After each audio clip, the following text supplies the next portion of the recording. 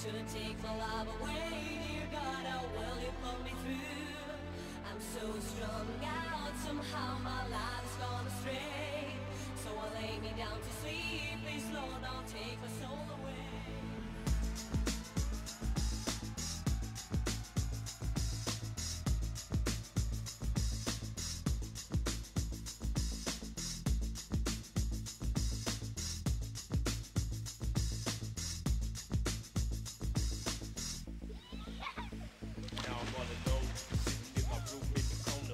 Здравейте, аз съм Мария Цветкова. Надявам се с днешният брой на Биберон поне за малко да забравите работната седмица и безкрайните ангажименти с децата и заедно с нас да се разтоварите. Разбира се, ще получите и поредните 30 минути с полезни съвети.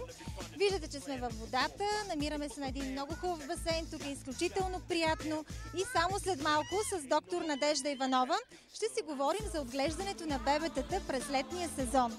От нея ще научим още за благоприятното и вредното въздействие на слънчевите лъчи и водата.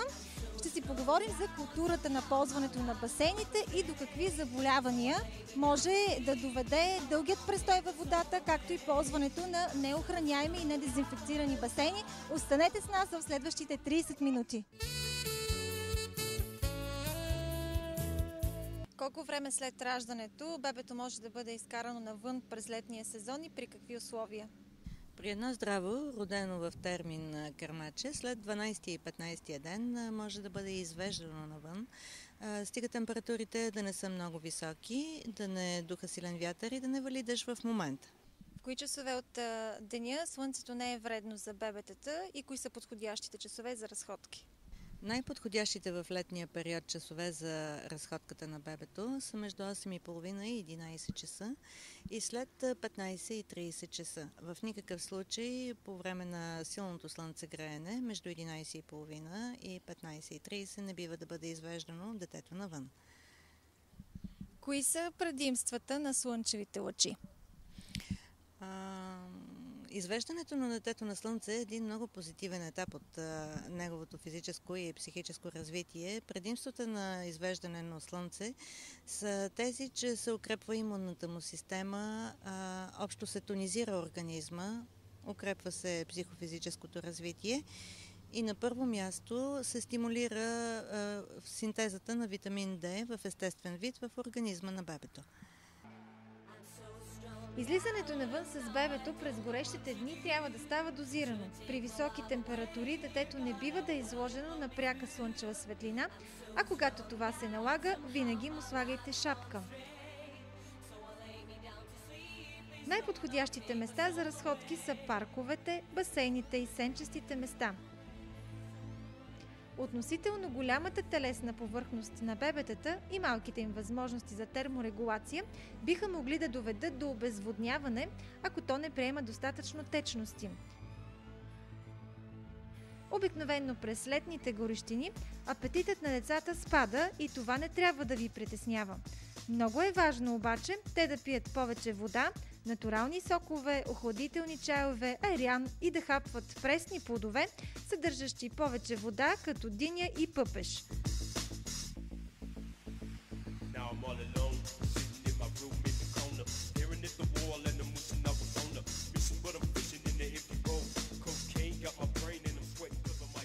Много семейства са с децата си на море. Сега температурите са високи почти през целия ден, а те искат да използват максимално да бъдат на плажа. Какво ще посъветвате родителите, когато са на плажа при високи температури? Много е важно родителите да знаят, че когато завеждат своето бебе или поотраснало дете на море, на плажа то не се води в периода, в който слънчевите лъчи са много силни, т.е. в обедния период, а се използват сутрешните или следобедните часове. Основно правило е, че слънчевите бани и морските бани трябва да се правят еднократно за деня. Т.е. когато се правят в сутрешните часове, не би следвало да се правят и след обяд, тъй като това натоварва детския организъм. Какви са симптомите при прегряване и какви мерки трябва да се вземат? Прегряването на децата е доста често явление през лятото, поради това, че Тяхната кожна повърхност е много по-голяма, терморегулаторният център не работи съвършенно, а и особено на морето това често се случва, тъй като повишената влажност на въздуха допринася за получаване на прегряване или топлинен удар.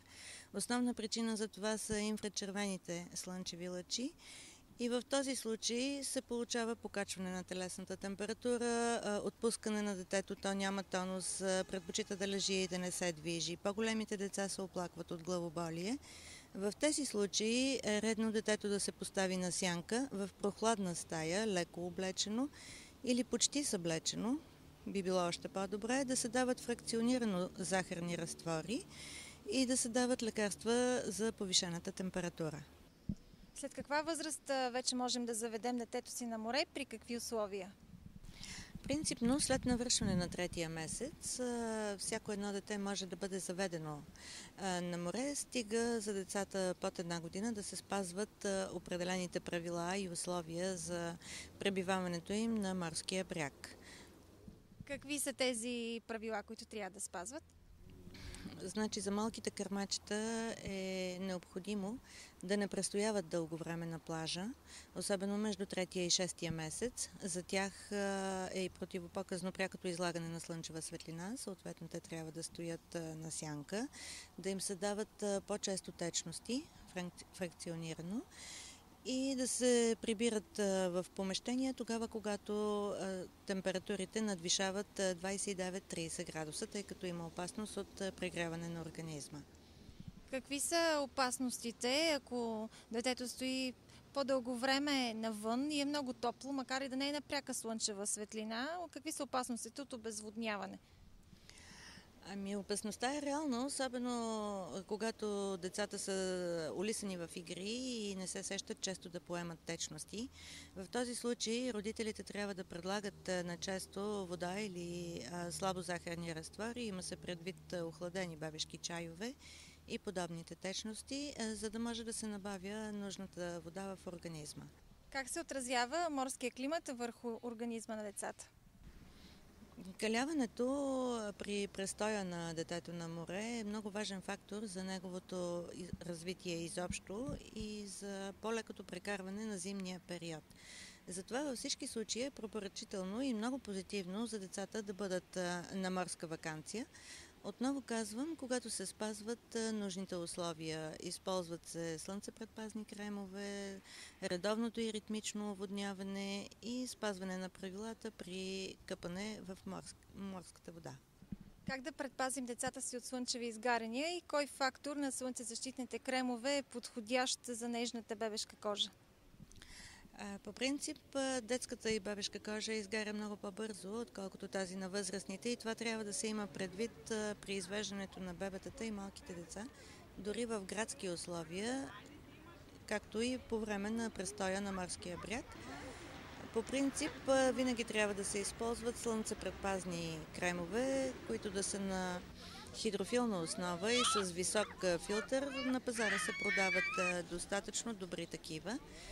Важни условия при избирането на подобни кремове е те да бъдат с висок фактор над 30, 40, 50, 60 за кърмачетата, без ароматизатори, без консерванти, а когато ще се правят и водни процедури, да бъдат и водоустойчиви. Трябва да се има предвид, че трябва да се спазва и указанието на опаковката, т.е. слънцепредпазния крем да не се нанася при пристигането на плажа, а както е оказано в опаковката, половин до 1 час, в зависимост от фирмата-производител, върху тялото, за да може да има и съответния ефект. Какво да предприемат родителите при едно евентуално слънчево изгаряне на нежната детска кожа? По принцип, слънчевото изгаряне не бива да се допуска при детето. Обикновено то се получава тогава, когато престоя на плажа е по-дълъг или кожата не е подсушена след като детето е излязло от морската вода и не е намазана отново с слънцепредпазния крем. По принцип, неприятното при слънчевите изгаряния е това, че те не се забелязват на момента, а зачервяването и болезнеността на кожата се явява след няколко часа. Хубаво е детето да бъде поставено в хладна стая, съблечено голо, да се сложат охлаждащи компреси, гелове и лосиони, както и да се ползват пяните, геловете и кремовете против изгаряне. Хубаво е да се знае, че детската кожа също се нуждае от допълнително хидратиране след слънчевото излагане и да се ползват съответните кремове. В случая това могат да бъдат и ежедневно използваните бебешки лосьони и кремове за тяло. Най-подходящото място за почивка през лятото е на плажа в близост до водата. Почивката край морския бряг се усложнява, когато сме с малки деца и не винаги е възможна. Освен това, ако благоприятното въздействие на морския климат можем да използваме само определено време през лятната отпуска, то на басейн можем да водим децата си по-често.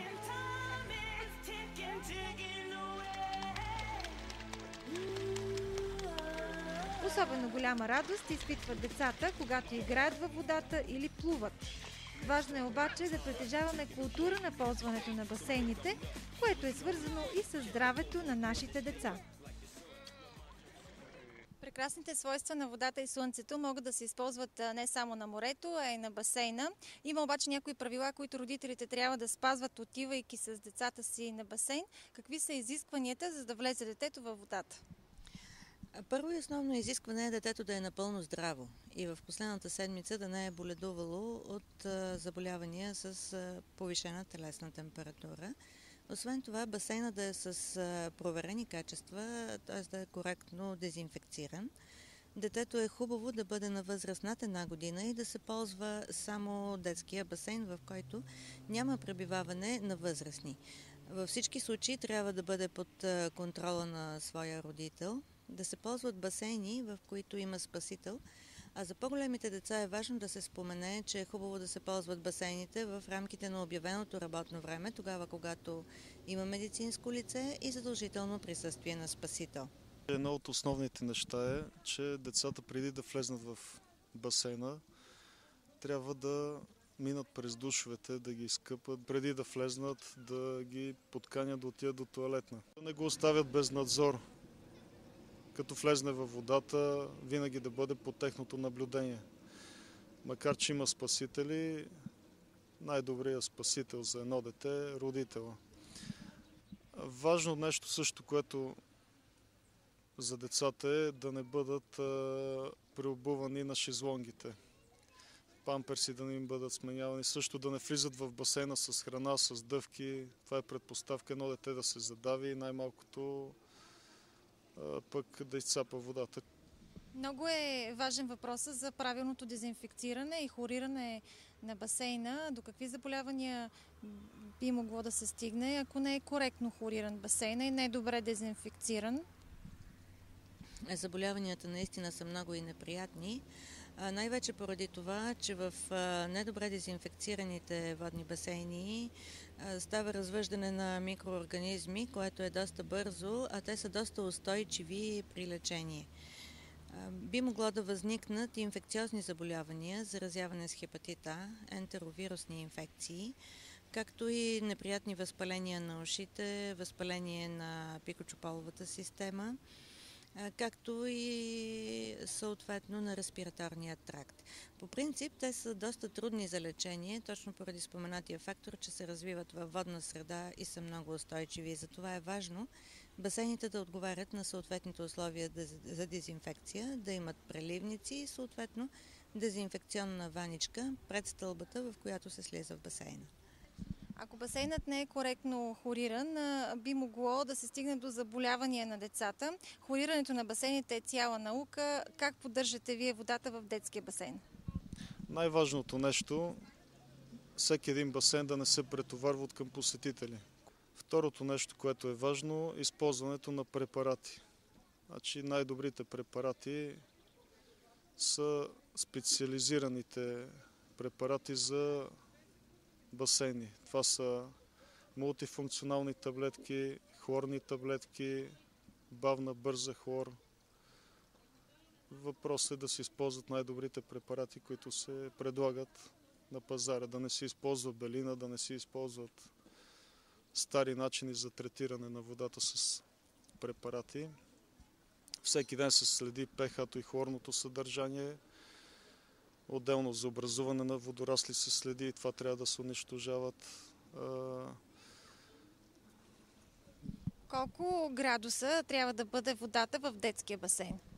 Значи най-добрата вода за един басейн е от 25 до към 28 градуса. След това образуването на бактерии, микроорганизми е много лесно над тази температура. Топлата вода се пречиства много по-трудно.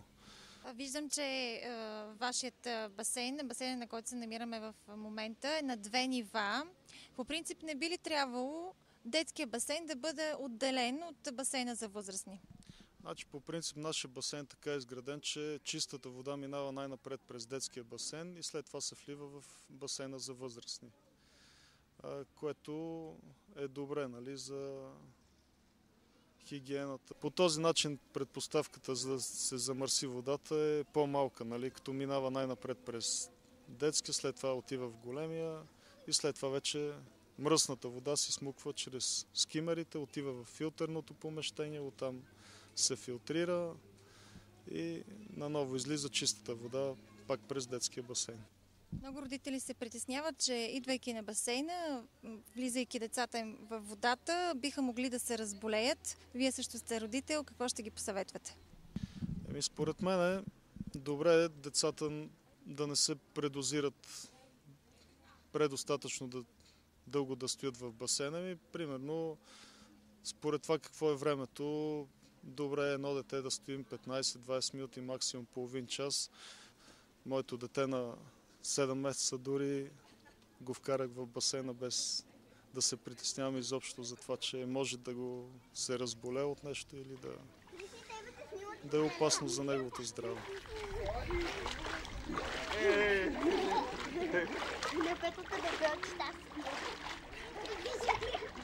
Децата много обичат да стоят във водата, могат да играят и да плуват в басейна или в морето с часове. До какво обаче може да доведе дългият им престой във водата? Времето на престоя е различен в зависимост от възрастта на детето. От 2-3 минути за децата над 1 година до един по-дълъг период при по-големите деца вече може да бъде 15-20 минути в зависимост от температурата на басейна. Ако той е оптимален, този престой може да бъде осъществен. Белег за това, че започва преохлаждането на организма, специално на малкото дете между 1 и 3 години, е побледняването на кожата и тогава детето трябва да бъде извадено навън и съответно завито в хевлия. Каква трябва да бъде температурата на водата? Температурата на водата в басейна е желателно да бъде 25-26 до 28 градуса, като е хубаво, особено за малките деца между 1 и 3 години, те да бъдат предварително привикнати към тези малко по-ниски температури на водата. Имам предвид това да бъдат правени влажни обвивания в домашна обстановка с постепенно понижаване на температурата на водата. Да се влиза постепенно във водата, първо с намокране на крайниците и е важно да се знае, че след слънчевите бани е хубаво детето да престои 10-12 минути на сянка, за да може тялото да се охлади и тогава да се направи банята в басейна или в морската вода. Преохлаждането на детския организъм настъпва много бързо в следствие на голямата телесна повърхност и малкото компенсаторни механизми при изстудяване.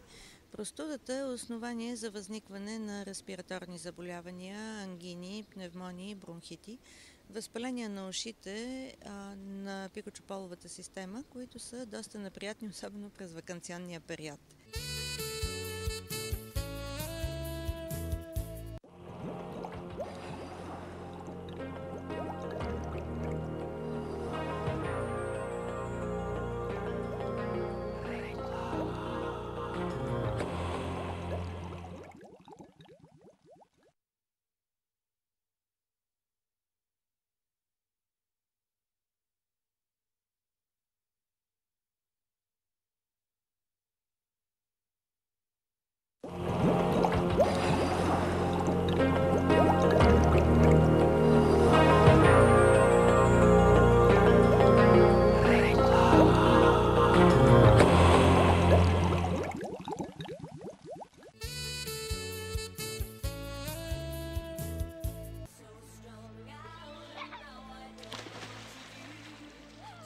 Ясно е, че къпането и играта във водата са любими не само на децата, но и на възрастните.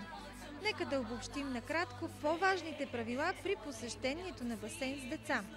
Преди да влязат във водата, децата трябва да са добре изкъпани с вода и сапун. Смяната на бански и памперси не бива да става върху шезлонгите и столовете, за да не се наруши хигиената, необходима за другите деца. Не допускайте да влизат във водата с храна и дъвки. Хлорирането на басейните трябва да се извършва с съвременни дезинфекциозни средства, които да не предизвикват зачервяване и възпаление на очите, кожни дерматити и други заболявания. Препоръчително е малките деца да не престояват дълго във водата.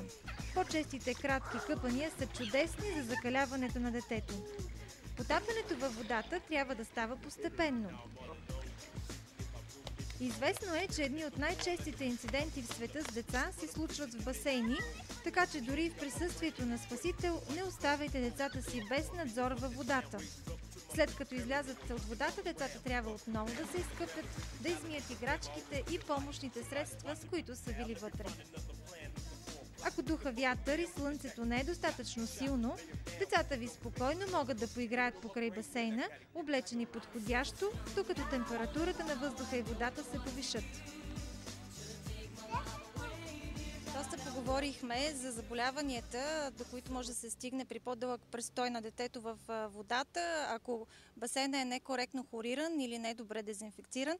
Нека сега обаче да поговорим малко и за благоприятното въздействие на водата върху имунната система на децата. По принцип е благотворно влиянието върху имунната система на детето, особено когато слънчевите бани се съчетават с водни такива. Те се правят в порядък една след друга. Имунната система укрепва общото състояние на организма, психофизическия тонус, физическото развитие, както и се прави закаляване на детето и подготовка за зимния период. Известно е, че плуването има лечебен ефект за астматично болните деца. Чувала съм дори, че някои от най-добрите състезатели по плуване са започнали именно поради тази причина да се занимават с този спорт. Вие ще препоръчате ли на родителите на деца с астма да ги водят по-често да плуват? Прекрасно е за дете болно от бронхиална астма да плува, тъй като това се отразява чудесно върху развитието на гръдния му кош, дихателната мускулатура, ритъма на дишане и съответно се увеличава дихателния обем. Би било много хубаво това да стане редовен спорт за децата с бронхиална астма, стига, разбира се, басейните отново да са коректно дезинфекцирани и самото дете да не получава алергични пристъпи от дезинфектантите в басейна. Би следвало да бъде практика и да се практикува поне 2-3 пъти седмично, дори и в зимния период. Известно е, че бебетата се чувстват много добре във водата и това е свързано с вътреутробния им начин на живот. Колко време след раждането родителите им могат да влязат с тях в басейн и при какви условия? По принцип в морската вода могат да се извършват краткотрайни къпания над 6-месечната възраст на детето, а в басейните да бъдат допуснати над 1 година. Наистина явлението бебета пловци е много приятно и е много добро за развитието на бебето, но това може да се прави само в специални условия при специално дезинфекциран воден басейн или в домашната вана също би могло да се използва. Бебето може да бъде допуснато в водата веднага след раждането си. Те просто плуват и задържат дишането си по рефлекс. Естествено, веднага да трябва да се спомене с контрола на родителя. В заключение, вашият съвет към родителите по отношение на отглеждането на децата им през летния сезон? Чудесно е да се използва лятната ваканция за закаляване на детето. Както и бебето не би следвало да бъде бреме, повод за удоволствие при престоя на морския бряг или при една лятна ваканция. Нека, разбира се, това време бъде използвано, за да може бебето и малкото дете да се закаляват. Нека да бъдат под непрекъснатия родителски контрол, а не оставени самостоятелно да се забавляват, за да може да се осъществи наистина замисъла на една прекрасна лятна ваканция. Хубаво би било децата също да се вакцинират срещу хепатит А, за да може безпроблемно да се ползват басейните. Такава вакцина се внася в България Тя е на разположение, за да може по-безопасно да се ползват удоволствията от водните бани. Нека пожелаем едно щастливо лято на всички деца и родителите им и съответно с всички ползи от него. Пожелавам на всички родители да съчетават полезното с приятното, да посещават всички басейни. Всеко едно посещаване, един прекаран ден на едно такова място е положително и релаксиращо. Да не се притесняват. Ние всичките се грижиме за тях, за техното спокойствие, за техния уют, комфорт и да заповядат.